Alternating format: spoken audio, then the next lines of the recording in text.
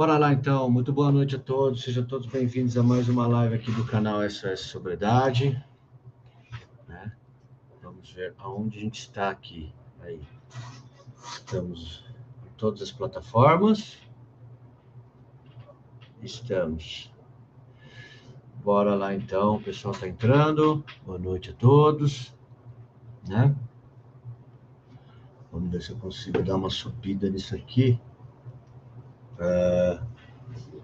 Vou pôr um negócio aqui, fazer uma gambiarra aqui, pessoal. Não leva mal não. Aí, acho que agora ficou bom. Vamos lá então. Né? Bom, então começando, muito boa noite a todos, sejam todos bem-vindos a mais uma live aqui do canal. Espero que vocês estejam bem nesse domingo, né?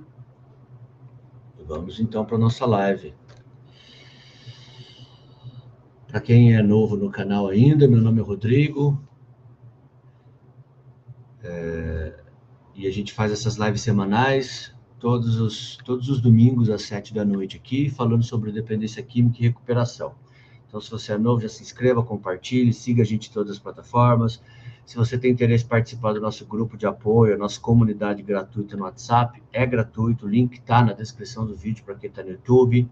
Nas outras plataformas, provavelmente está em algum lugar no meu perfil ali.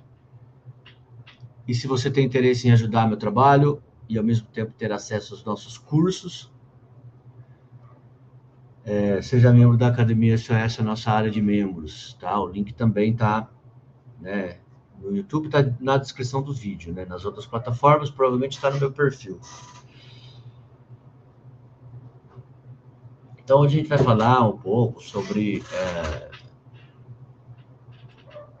o tema da live é quando o problema não é a substância, né? Não é a droga, é o vazio, né? A gente vê muitas pessoas... A gente fala muito sobre droga quando a gente fala de dependência química, né? Mas... falar sobre drogas é falar sobre o efeito, o sintoma, não sobre a causa. Né? Nem sempre eu tenho essa visão dentro da dependência química que a droga ela não é o problema em si, ela é a lógica, é o que está causando os problemas mais aparentes, visíveis naquele momento que você está vivendo. Mas o problema não começou pela droga, né? Então, hoje a gente vai falar sobre vazio, né?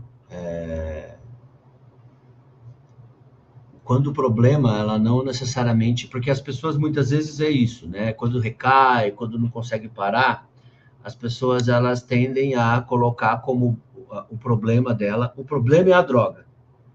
E a solução é a abstinência. Né? É claro que, assim, a abstinência, ela resolveria grande parte dos problemas, ela seria uma boa solução. É o que muitas vezes quem está aqui no canal, né, acompanhando essa live, deseja.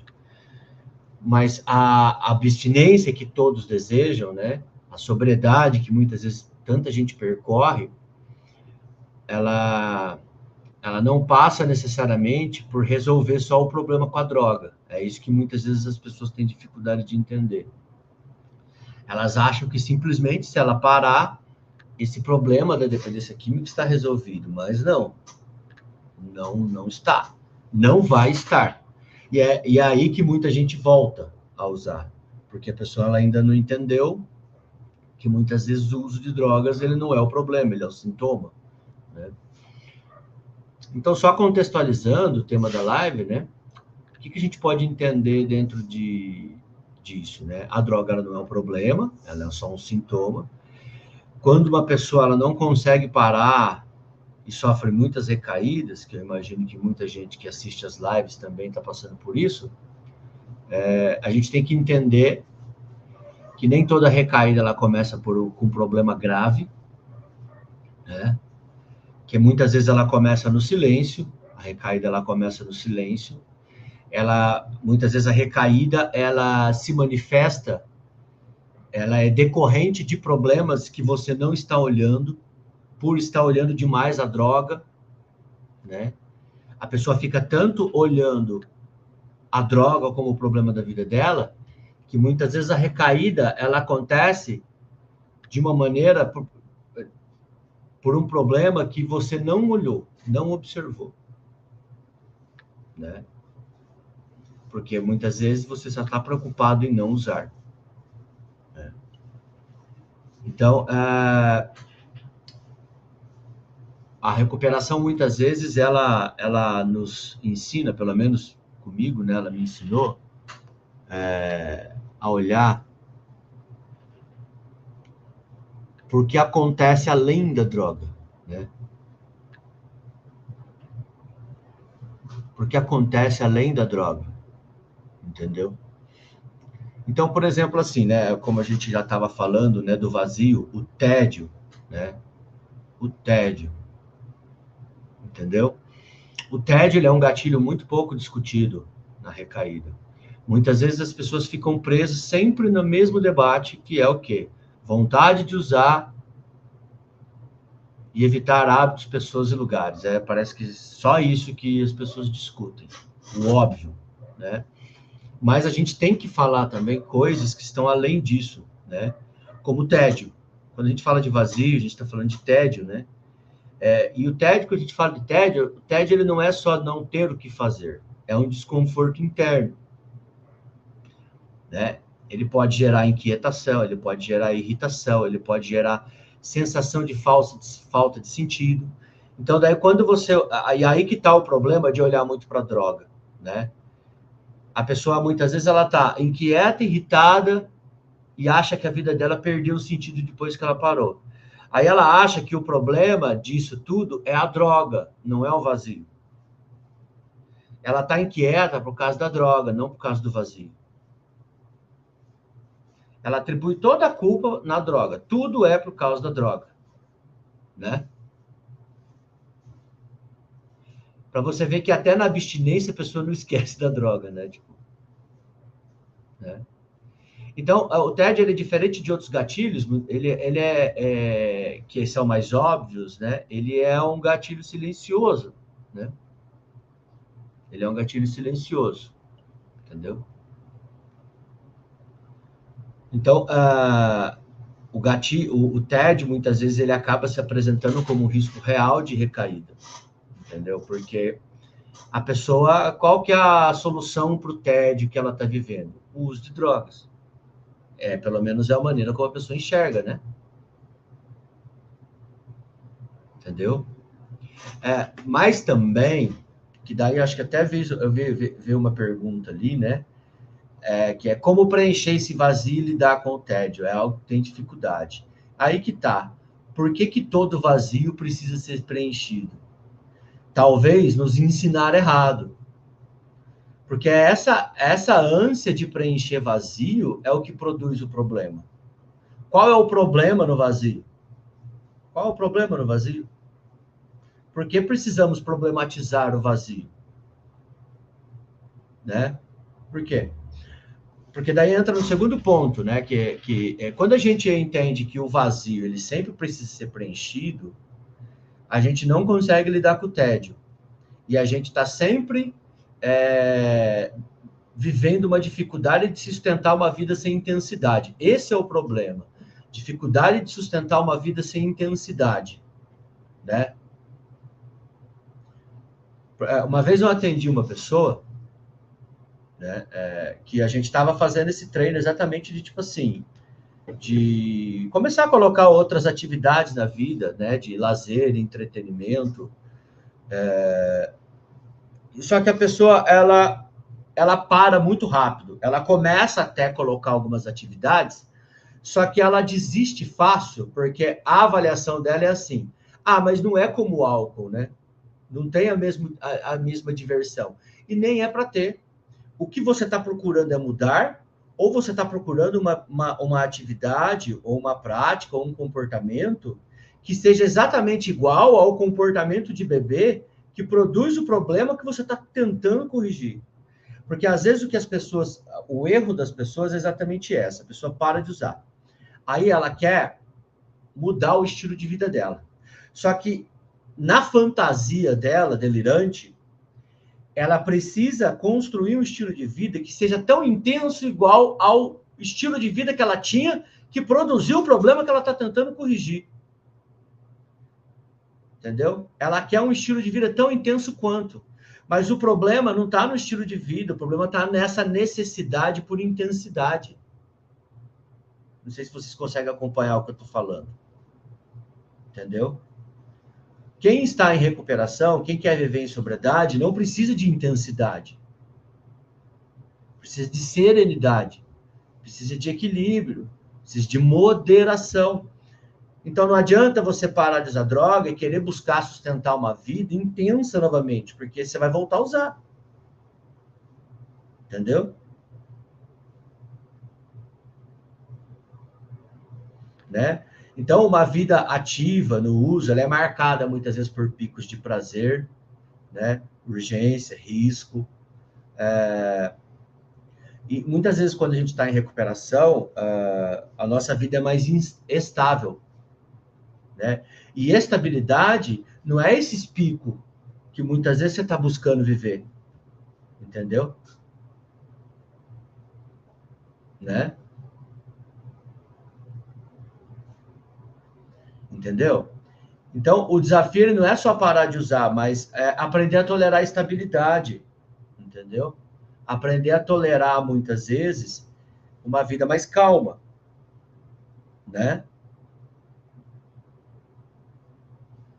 Entendeu? Uma vida mais tranquila. Né?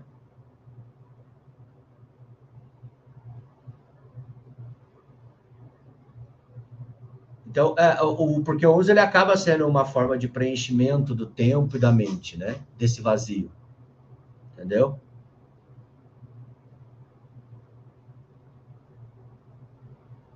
Aí, quando você para, é claro que vai vir esse vazio.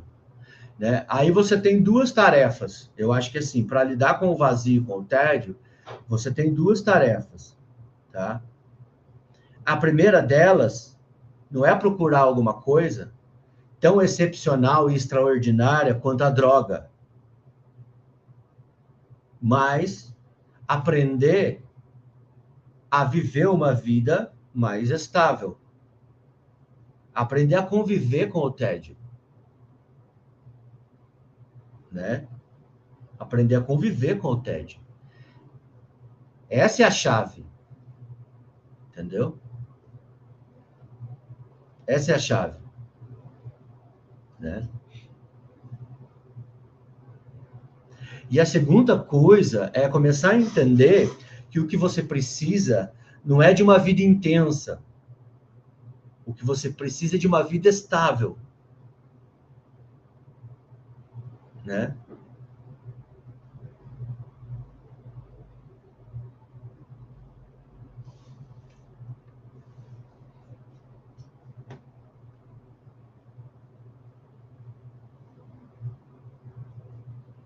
Porque muitas vezes a recaída ela não acontece do nada, né?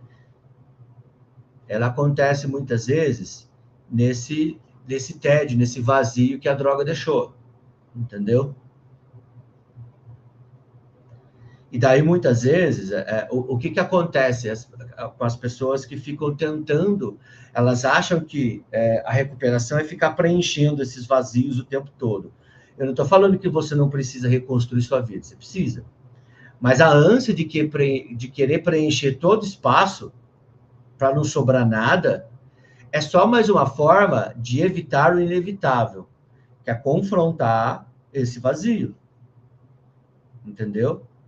Ficar criando distrações o tempo todo revela uma necessidade, revela, na verdade, uma parte, talvez, da sua recuperação que você não está olhando e que você não está trabalhando, que é tolerar o tédio, tolerar o vazio. Entendeu? Aí entra muito do que a gente vê na recuperação, que é isso aí, ó. Olha lá, excesso de trabalho, ó. Excesso de trabalho pode ajudar na recuperação? É só um tapa-buraco de vazio, entendeu?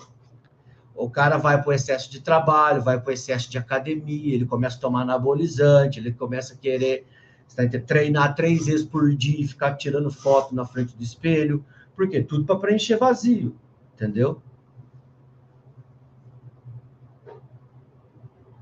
né? Tudo para preencher vazio, entendeu? Compulsão alimentar, exato, né? Normalmente, não é assim que eu falo, né? Mas já falei para algumas pessoas isso, né? A pessoa que entra em recuperação e tem 300 mil compromissos de recuperação, não tem tempo para existir, né? Você está fugindo do quê? Qual parte sua que você não quer olhar? Porque para mim é isso. Excesso de trabalho na recuperação está mostrando fuga. Qual parte que você não quer olhar da sua recuperação ou de você que você não quer entrar em contato? Você passar o tempo todo bitolado em academia é fuga. Qual parte que você não está querendo olhar, entendeu? Da sua vida, entendeu? Né? Ninguém está falando que a atividade física não faz bem para a saúde. Faz, entendeu? A questão é, existe dois conceitos na psicologia que chama topografia e função, né? Topografia é a forma de um comportamento. E a função é o papel que aquele comportamento desempenha. Tá? Então, dentro desse conceito, né, ir à academia, treinar, entendeu? É um comportamento que tem uma função importante, cuidar da saúde, reconstruir estilo de vida, tá? E etc. Né? Bitolar em academia, começar a tomar anabolizante, começar a tomar um monte de suplemento, e treinar 2, 3 vezes por dia, e tirar foto, e postar foto, e ficar completamente fanatizado pela academia. Qual que é a função disso? Será que é a mesma? Cuidar da saúde? Será que é só cuidar da saúde? Ou tem algum vazio aí tentando ser preenchido? Entendeu? Né? Alguma coisa que eu estou tentando não entrar em contato.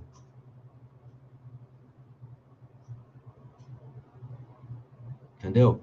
Até porque, gente, é o seguinte, né?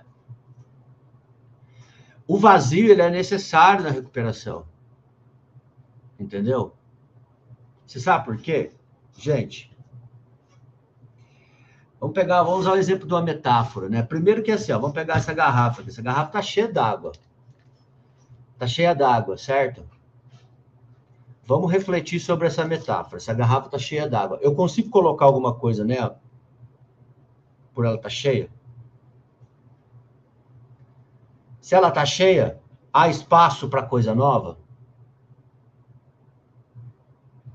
Não há espaço para coisa nova. Se a garrafa tá cheia d'água, eu não posso colocar nada nela. Porque ela tá preenchida. Tá? Ela tá preenchida. Então, como que você... Se o processo de recuperação é um processo de aprendizagem, tá? Se não existir um vazio para que possa ser reconstruído, né, para que possa ser preenchido, como é que você vai mudar a sua vida? Como é que você vai preencher com outras coisas se ela está toda tomada, tá? É preciso existir um vazio, primeiro para que você possa olhar o que tem dentro da garrafa, né? Tipo, se essa garrafa aqui, sei lá, né, se você tem um recipiente cheio, você não consegue olhar o que está dentro dele, né? Muitas vezes. Tem tanta coisa ali. Então, o vazio, gente, ele é necessário para duas coisas, tá? Eu acho que o vazio, ele é importante na nossa recuperação, porque para que a gente construa uma nova vida, precisa ter espaço. Se você está cheio de certezas, cheio de opiniões, cheio de atividade para ocupar o seu tempo, não há espaço para aprendizado. Entendeu? Porque você não permite que nada entre, está tudo cheio, entendeu? Né? Sem contar que é somente se esvaziando que você consegue aprender alguma coisa, tá? Como eu falei, se você é uma pessoa que está cheia de certeza, cheia de, né? Tem a parábola chinesa também, eu acho que é, né? A xícara cheia, né? A xícara cheia, você não consegue colocar nada nela, você precisa Tem uma xícara vazia. Então, a recuperação, ela é construída através do vazio que foi deixado na droga. Entendeu? Então, não adianta você ficar... Quando você entra em recuperação, você só fica preenchendo o tempo, preenchendo vazio, preenchendo vazio, preenchendo vazio, você não está dando espaço para a recuperação acontecer. O que você está fazendo é impedindo que a recuperação aconteça. Porque você não tolera o vazio. Você não quer olhar para dentro, né? A recuperação, ela é um processo de autoconhecimento. E o autoconhecimento, ele só acontece no vazio. Como eu falei, se você está cheio de verdades, cheio de opiniões formadas, cheio de certeza, nada de novo vai entrar. Entendeu?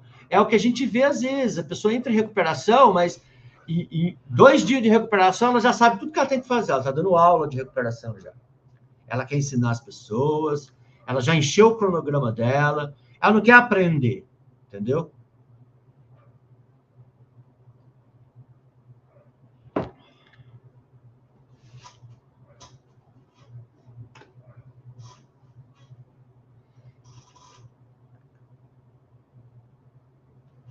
Vamos lá, né?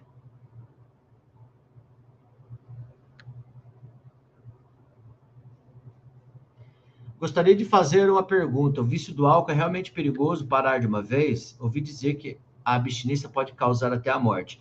Não, não é perigoso, tá? Parar de uma vez.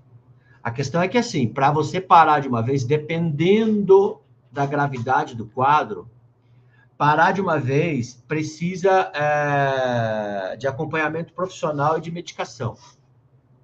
Entendeu? Porque o risco de, talvez, de morte aí, ele só acontece em casos graves que a pessoa tenta parar e ela não consegue por causa do sintoma de abstinência. Então, não é que você não pode parar de uma vez, você pode, mas para isso você precisa de um acompanhamento, entendeu?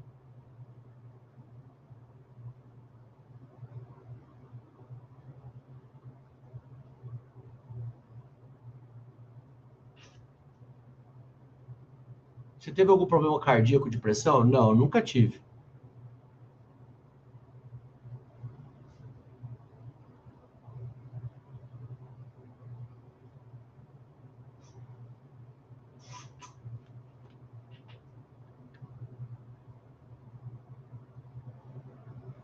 Essa é a grande questão.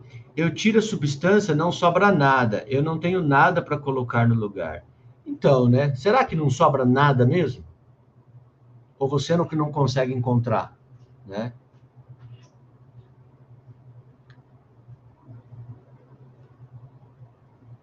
Entendeu? Aí é a questão, né? A sua vida se resume à substância. Você não faz mais nada da vida, entendeu?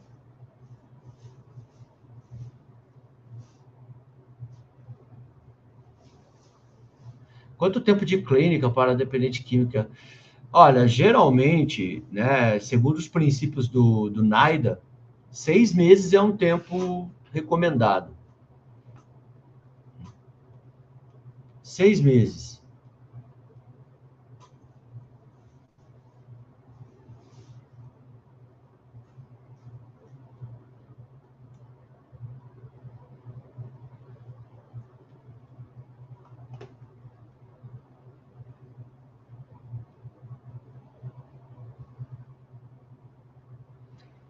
Boa noite. Meu marido se internou há uma semana na Fazenda Esperança em Piraju. O tratamento é de 1 ano, sem cigarro, sem telefone. O que acha desse tempo de 1 ano? Ah, eu acho muito tempo. Eu acho muito tempo, 1 ano. Recaída também dá quando a pessoa está feliz ou mais triste? Dos dois, tanto feliz quanto triste.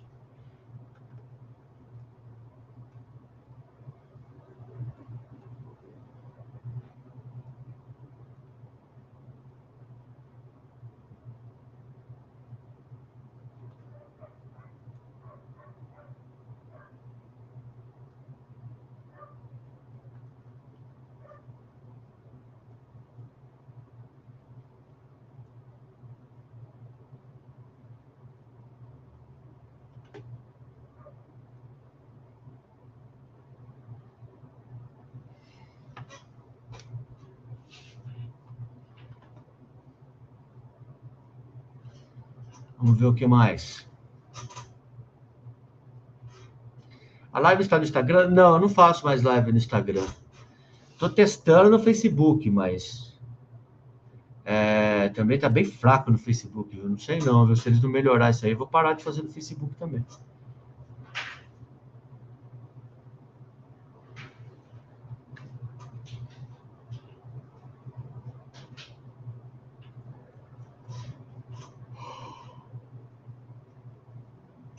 Vamos lá, perguntas.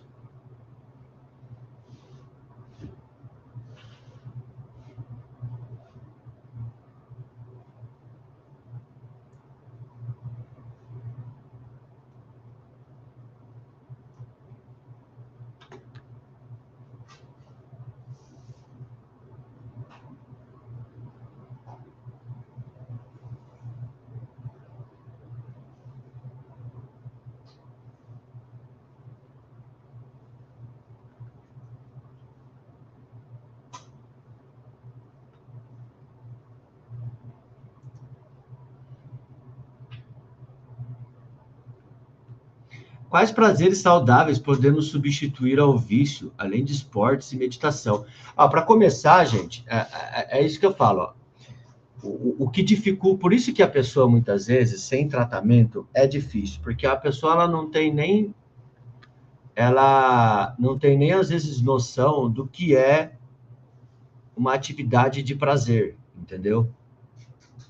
Eu vejo muita gente que fala assim, quais prazeres saudáveis podemos substituir o vício? Aí a pessoa coloca esporte. Olha, dependendo do esporte, pode até ser, você jogar uma bola, algum esporte assim. Mas o esporte, gente, ele é uma atividade que ele produz bem-estar, tá?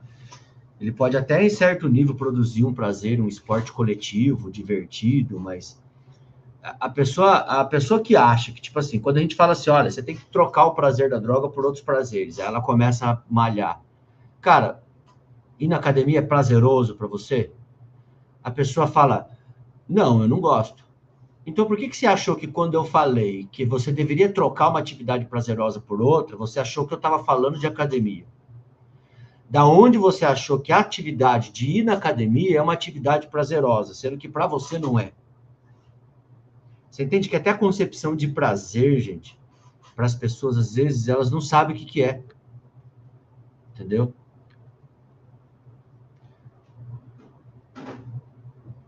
Né? Então, prazer saudável, gente, é estar com os amigos, passear com a família, fazer uma viagem, ir num cinema, ir num teatro, sei lá, né? Eu não estou falando que a atividade física ela não é prazerosa, mas depende, entendeu? Depende. Entendeu? Eu não acho ir na academia prazeroso. Eu acho importante e necessário para a saúde. Mas não é prazeroso. Eu estou puxando ferro lá, eu não estou sentindo prazer, entendeu? Tem algumas pessoas que dizem que sente, mas não é todo mundo. Entendeu? Então, primeiro você tem que entender o que é prazer. E ser honesto. Porque isso talvez até não ser honesto, né? Tipo, cara, você tá sendo honesto com você mesmo ou você tá se enganando? Você tá indo na academia lá, malhando, sofrendo, e chamando isso de prazer e mentindo para você mesmo. Entendeu? Recuperação é ser honesto, seja honesto, entendeu? Isso é uma atividade prazerosa para você? Até porque assim também, a atividade prazerosa, ela muda muito para pessoas, entendeu? Né?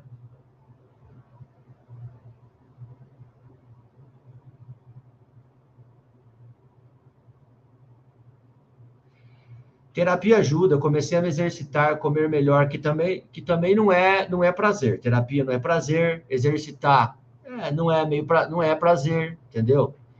Malhar é sim muito bom, sim, é legal, tipo assim, é o mesmo prazer que você tem quando você está usando droga, viu? Igualzinho, é igualzinho. Gente, recuperação é honestidade. Honestidade, tá? Fazer falsa equivalência não vai ajudar no seu caso, entendeu? Né? Comer é um prazer, que daí sim a gente pode estar falando que comer é uma atividade prazerosa que pode competir com a droga, entendeu?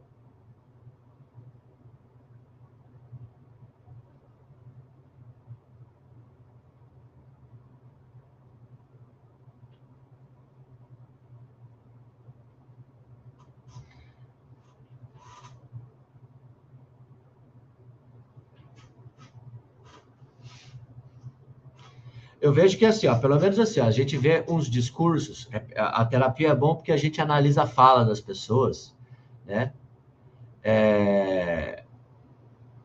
E que atividade no mundo vai dar prazer igual a droga dá? Só outra droga. Exatamente. Nenhuma atividade vai ser igual a droga, tá? A gente tem que ter ideia disso. Já para desconstruir, já para desconstruir fantasias, tá? Porque é exatamente aí que é o problema. A pessoa para de usar droga, a gente fala assim, ó, você tem que buscar outras atividades prazerosas. A pessoa vai na expectativa daquela atividade ser igual a droga, mas não vai ser. Não vai ser, tá? Talvez o que chega perto é comida e prática sexual, entendeu? É o que chega perto, que são prazeres compatíveis com o da droga. Todo o resto não vai ser. Mas a aprendizagem da recuperação não é encontrar uma atividade prazerosa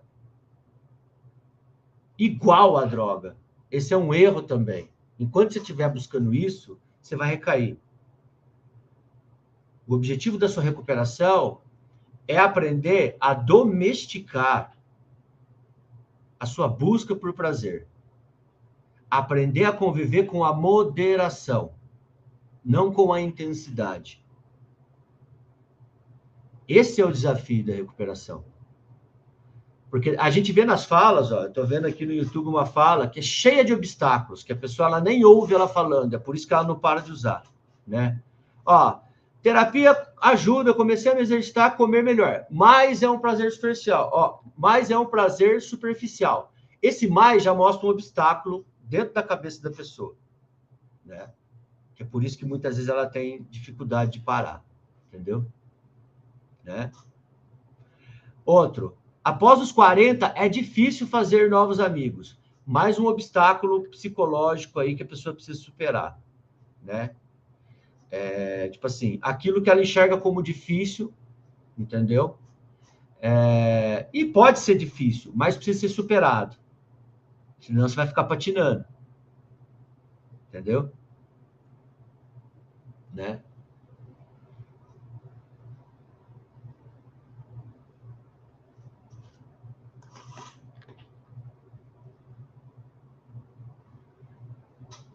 Depois dos 40 é difícil fazer novos amigos e encontrar novas fontes de prazer. Só é difícil se você ficar isolado em casa, quando a pessoa para de usar droga e fica isolado em casa. Eu sei que é difícil fazer novos amigos, né? Você não vai conseguir da hora para outra. Mas daí a importância de você se inserir em novos ambientes. Porque se existe uma possibilidade de você fazer novos amigos, é estando em novos ambientes, né?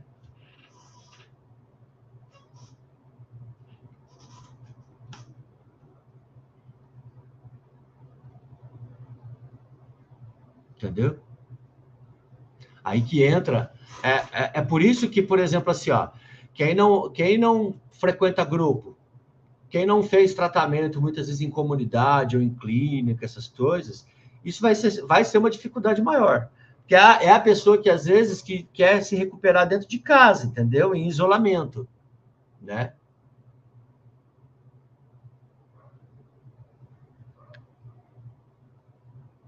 O que você acha da redução de danos? É a nova moda aí. Eu não concordo, você. Primeiro que não é moda, tá? Segundo que, assim, para você não concordar, eu pressuponho que você saiba o que você está falando, né? Porque, assim, eu sou a favor da redução de danos, eu acho que é uma prática de saúde muito útil e utilizada em diversos segmentos da saúde, não só da área da dependência química. É uma prática que já é utilizada desde o início da medicina, tá? Certo? E no campo das drogas, ela é aplicada há pelo menos 100 anos, certo? Agora, eu preciso entender o que você entende sobre redução de danos, porque o que eu vejo, na verdade, eu posso estar errado sobre você, mas o que eu vejo, na verdade, é que muita gente é contra a redução de danos, mas daí você vai perguntar o que é, a pessoa não sabe o que é, entendeu? Ela não sabe o que é redução de danos. Então, ela é contra uma coisa que ela não sabe nem o que significa. Porque ela ouviu dizer, porque ela acha que é, entendeu?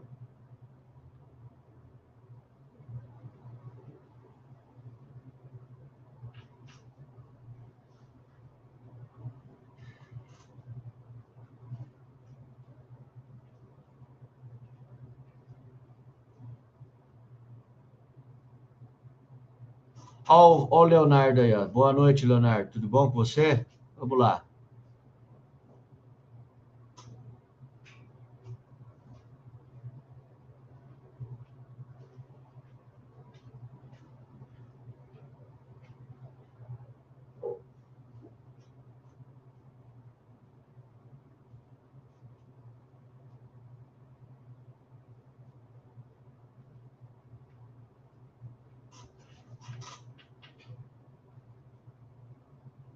Boa noite. Quero largar o alcoolismo, como socializar sem beber. Como socializar sem beber? Então, é aí que tá. Esse é o seu aprendizado. Você não vai conseguir fazer isso do dia para a noite. E assim, não tem diquinha para isso. A ideia é assim: primeiro você tem que ficar sem beber, fazer esse tratamento para você conseguir aprender a ficar sem o álcool, tá? É, e junto com isso, né, paralelo com isso, você ser capaz de inserir em contextos em que antes você bebia, né, exceto contextos onde há consumo excessivo de álcool, que eu acho que isso não vai te ajudar, né, para ver como que vai ser o seu nível, porque assim, a gente tem que pensar em duas coisas, tá? A gente precisa se socializar sem beber? Às vezes, gente, você nunca foi uma pessoa sociável. E tá tudo bem também. Você só era sociável porque bebia, entendeu?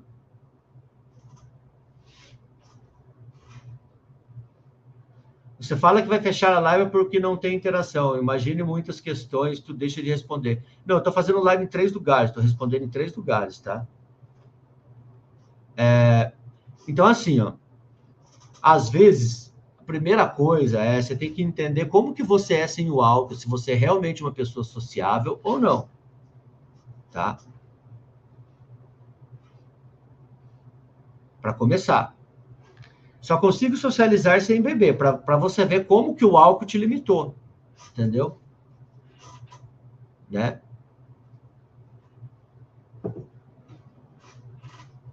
O que as pessoas enxergam como uma vantagem, que tipo assim, o álcool me ajuda a socializar. Não, o álcool te limita. O álcool te limita, porque ele fez com que você não conseguisse mais se relacionar com pessoas sem ele. Entendeu?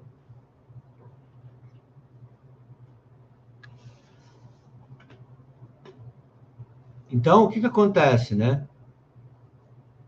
Como seria uma estratégia inteligente de redução de danos? Ir diminuindo a dosagem? Esse é o erro que as pessoas sempre fazem. Elas confundem, elas acham que redução de danos é redução de consumo, entendeu?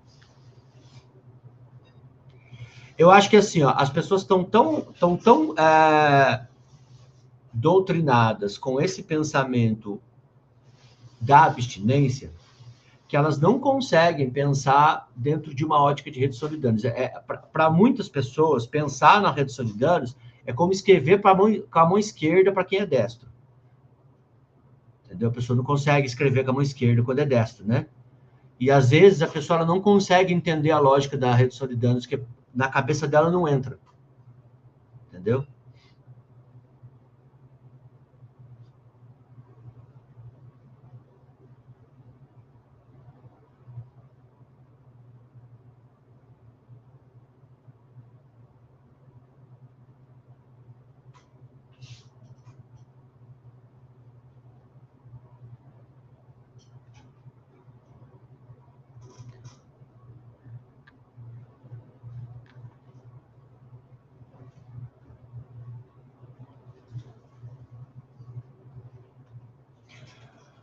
Como a redução de danos pode ajudar uma pessoa que quer largar das drogas e do álcool? Olha, a redução de danos ela pode ajudar uma pessoa que quer largar de qualquer droga, para começar, ajudando a pessoa a desconstruir a culpa e a vergonha produzida pela, muitas vezes, abordagens pautadas em abstinência muito impositivas e punitivas.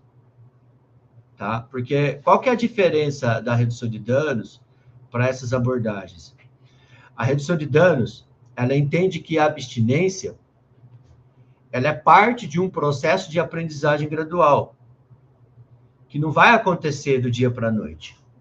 Então, ela aceita resultados parciais, como redução de consumo, melhoria na qualidade de vida, entendeu? Ela vai trabalhar, muitas vezes, a desconstrução dessa visão moralista a respeito do assunto, de que se você não consegue parar, você é um fracassado, de que você como é que eu posso falar? Sumiu da cabeça agora. De que quando a recaída é um fracasso, de que é falta de força de vontade, entendeu?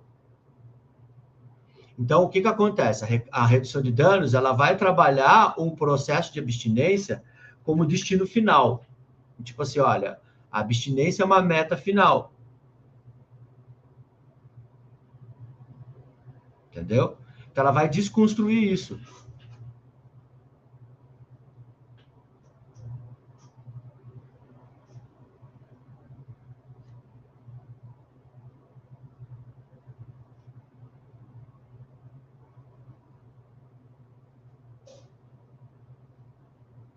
Né? Porque é isso. Uma coisa que eu falo que a diferença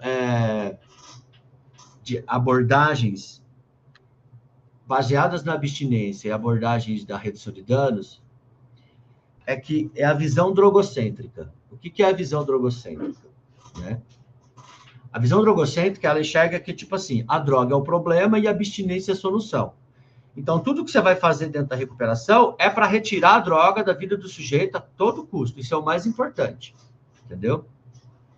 A redução de danos, ela vai ter um outro olhar. Ela vai olhar que, tipo assim, olha, a droga, ela é um sintoma de um sofrimento, de um problema sistêmico ainda maior. E a droga, ela vai sair da vida do sujeito quando ela receber o cuidado necessário que atenda às necessidades que ela precisa. E, dentro disso ainda, a droga, ela vai sair da vida do sujeito dentro de um processo de aprendizagem progressiva e gradual, não do dia para a noite. Né?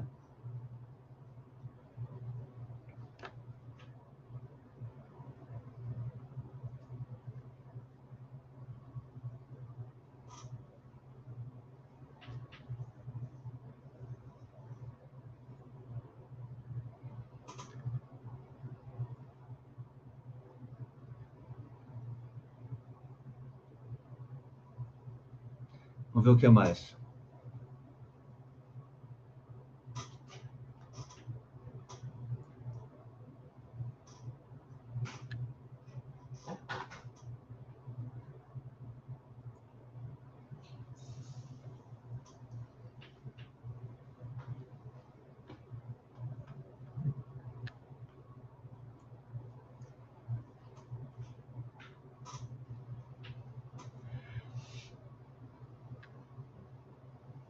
Uma outra coisa também que muda muito dentro de abordagens abstêmias, né, abstêmicas, vamos colocar assim, e da redução de danos, é que eles entendem assim, existe uma falsa dicotomia no modelo abstêmio, em que a recuperação ela é enxergada dentro do tudo ou nada, o famoso tudo ou nada, que é assim, a abstinência é o sucesso do tratamento e a recaída, o uso de droga, é o fracasso do tratamento. Então, se você está abstêmio, você está tendo sucesso. Se você recaiu, você está tendo fracasso. Só existem esses dois polos, não existe mais nada no meio, entendeu? Já uma abordagem de redução de danos, a gente não vê dessa forma, tá? Pelo menos assim, nem a abstinência é sucesso, é uma falsa métrica, estar abstêmio é uma falsa métrica de sucesso, entendeu? E o que eu estava falando mesmo? Perdi o raciocínio.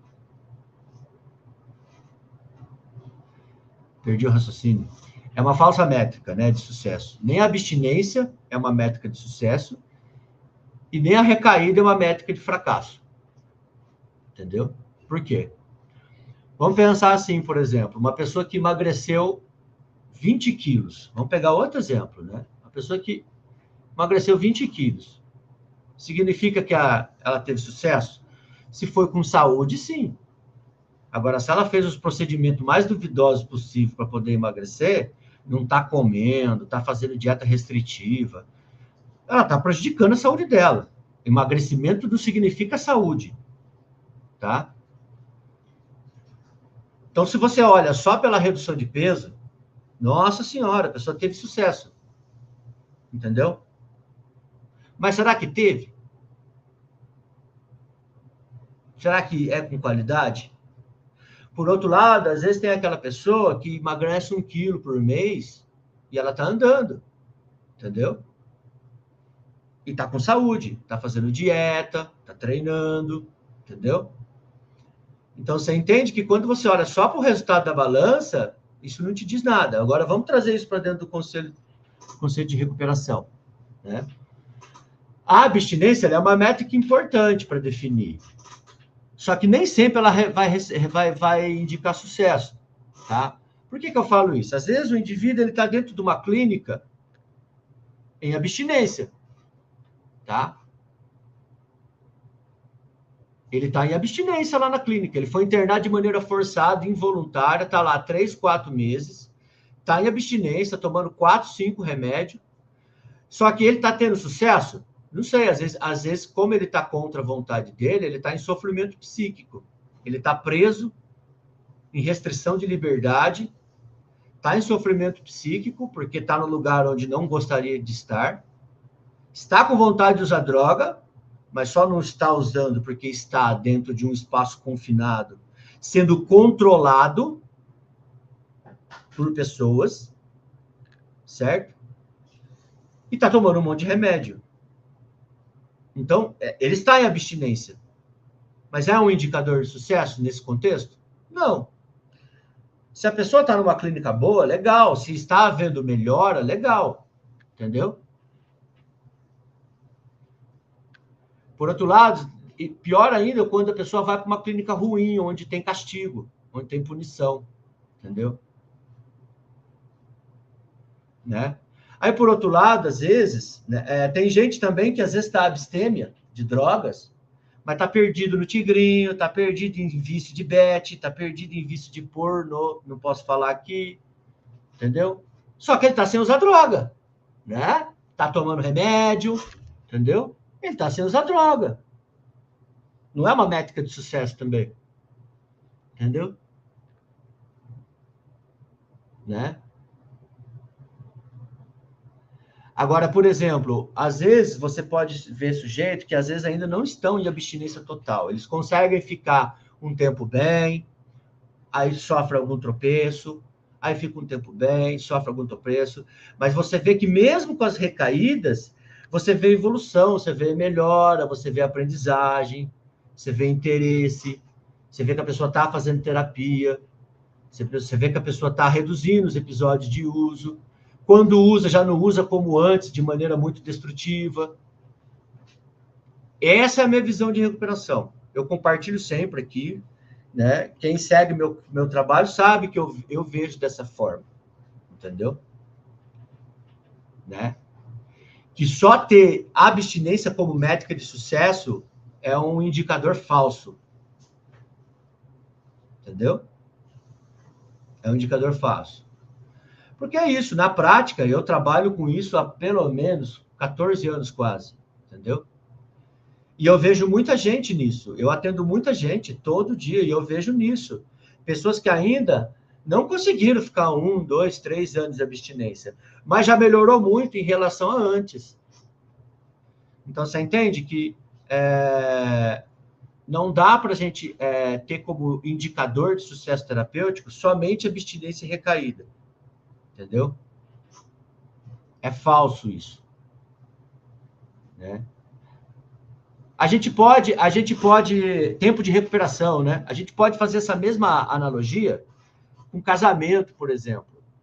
Né? A gente pode falar que um sujeito que é casado há 20 anos é mais feliz do que um que é casado há 2, só pelo fato do tempo? Não.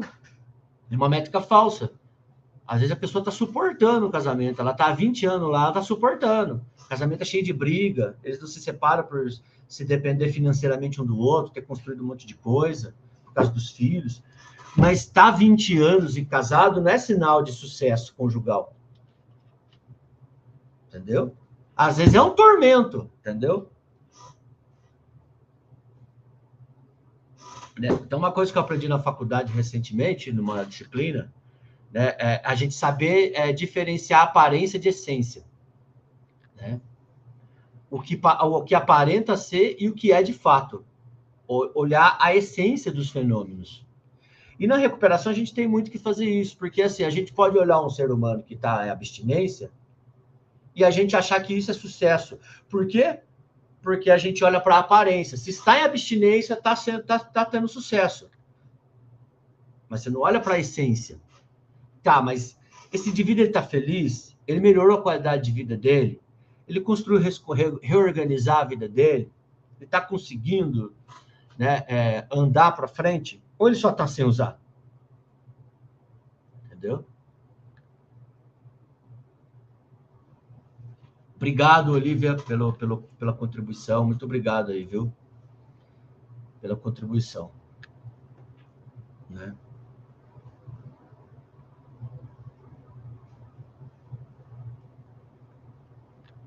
Meu filho estava tentando usar drogas no dia de folga do trabalho, mas ele mesmo percebeu que estava formigando os braços e sentindo cansaço e falou que vai parar. Isso seria tentando usar reservas? Como assim usar reservas?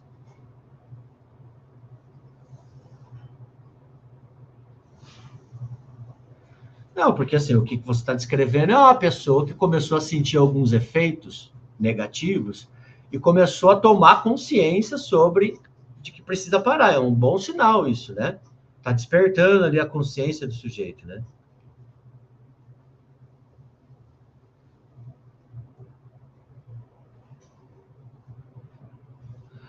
Diferença entre recaída e lapso. Então, esses conceitos, volto a falar, esses conceitos, embora sejam muito úteis, a gente trabalha hoje, ele é um conceito que não é utilizado muitas vezes na redução de danos, mas a gente não quer dizer também que eu não falo sobre isso. Basicamente, gente, a recaída e lapso são conceitos, muitas vezes, para avaliar a gravidade dos episódios de uso, avaliar os impactos dos episódios de uso, tá? Ele é um conceito muito importante na terapia para a gente avaliar isso. E o que significa? Qual que é a diferença disso? Basicamente, assim, de uma maneira simples, tá? A recaída é a volta ao padrão de uso que você usava antes, né? O mesmo padrão que você usava antes. E lapso não, é um uso pontual, normalmente de um impacto mais leve, numa quantidade menor, entendeu? É um episódio de uso pontual, certo? Que não se repete, então, tipo assim, é só pontual, tipo, deu uma tropeçada esse fim de semana, né? E normalmente, o mais importante disso é os impactos que isso causa na vida do sujeito, entendeu? Porque um lapso ele pode causar pouco impacto, se for bem conduzido, e evitar uma recaída. O lapso, basicamente, ele é um sinal de aviso de recaída. Tá? Ele está avisando. Entendeu? Então, o lapso está sinalizando que, assim, se não for estabilizado, vai acontecer uma recaída logo ali na frente. Então, quando o lapso ele é bem conduzido, você consegue interromper um processo de recaída. Quando o lapso ele não é bem conduzido, ele se transforma numa recaída. Né?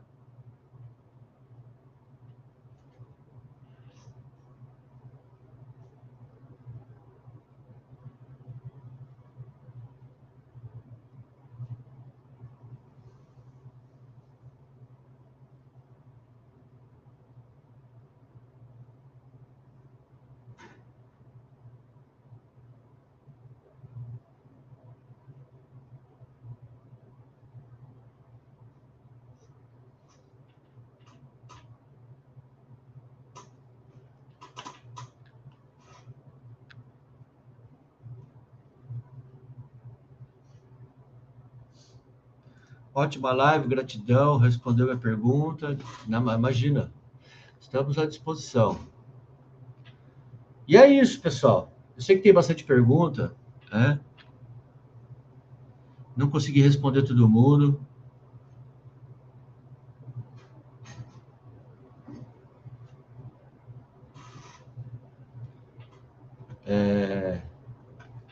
Mas eu sempre faço live, né? Acho que semana que vem ainda.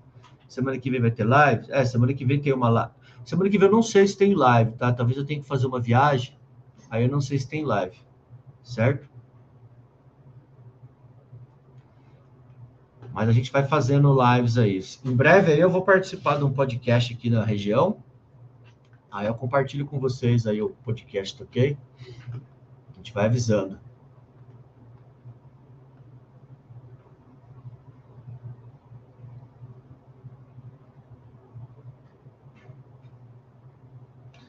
Seu canal é muito bom. Todas as madrugadas eu vejo seus vídeos. Obrigado.